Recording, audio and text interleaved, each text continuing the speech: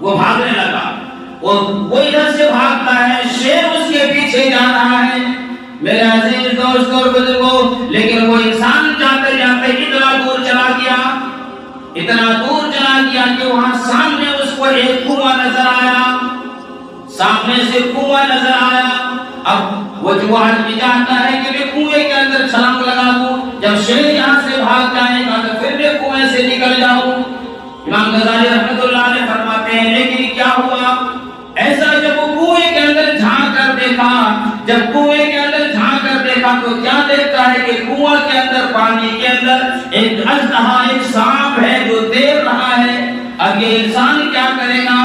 پیچھے تو میرے دوستو شیر ہیں اور نیچے کنواں ہے، لیکن کنواں کے اندر اگر وہ کنواں کے اندر وہاں کودتا ہے تو وہاں بھی سانپ ہے، یعنی ادھر بھی موت ہے، پیچھے بھی موت ہے، آگے بھی موت ہے۔ وہ انسان کیا کرے گا؟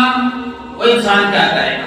اتنے میں کیا دیکھتا ہے کہ وہ کنویں کے اندر گھاس لگے ہوئے ہیں، کنویں کے اندر گھاس لگے ہوئے ہیں، وہ گھاس کو